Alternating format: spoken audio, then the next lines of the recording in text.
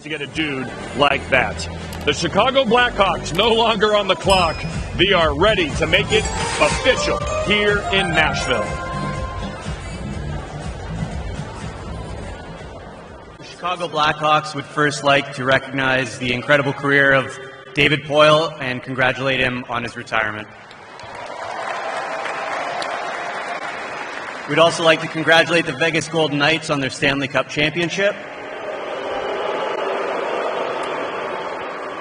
And we'd like to say hi to all of the Blackhawks fans back in Chicago at the Salt Shed, the Blackhawks fans here tonight, and all the Blackhawks fans watching around the world.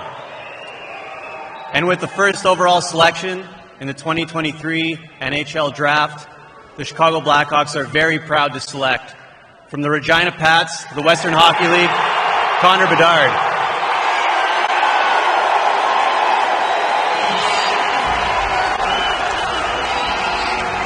There's Dad, who let him play hockey in the kitchen, in the living room, because you can't build a backyard rink in Vancouver where he grew up, like other Canadian provinces. And of course, there's his mother, who saw a lot of things get broken in her house. Picture frames, vases, whatever it was. But the dream is now a reality. He'll make his NHL debut on ESPN. October the 10th, a Tuesday opening night, part of our triple header coverage. Game 2 in Pittsburgh against Sidney Crosby and the Pittsburgh Penguins.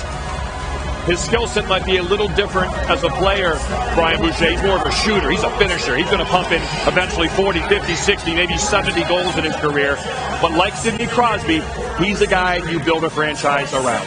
He is. This guy is, look, he's had all eyes on him forever. I mean, I feel like we've known about Connor Bedard for the last 5, 6, 7 years we've heard about him. And the amount of pressure that's on a kid like that in a country like Canada where hockey is everything. And for him to deliver and be at this moment in his life where he delivers as being the first overall pick, and it looks like he's just scratching the surface. That's the scary part. I mean, he's got hands, he's got vision, he's got the elusiveness, and he's got the shot. To me, the shot is what stands out. He can beat you in a lot of different ways. He's going to give a lot of nightmares to a lot of goalies in the NHL for years to come. He doesn't skate like Connor McDavid, Megan Chaika.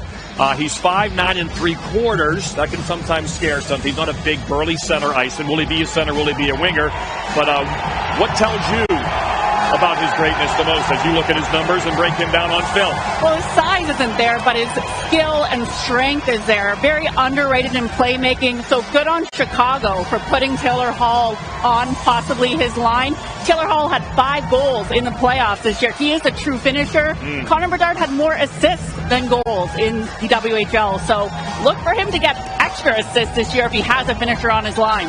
Yeah, for those fantasy hockey players, Taylor Hall might be a good guy to take, because that guy will make it. There you go. Pro tip already. Right, because we see that's the kind of guy that make his teammates better, his line mates better. Or I say he'll make them rich.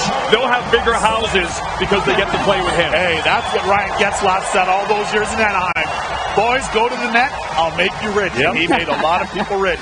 So yes, for Connor Bedard, what I love about this here is everything everybody expected of him, he expected of himself. And more importantly, not only did he deliver, he over-delivered. That's the best part of it for me.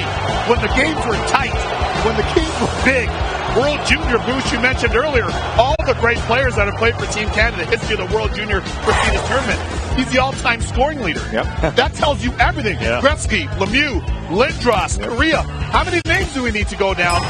Connor McDavid. And this guy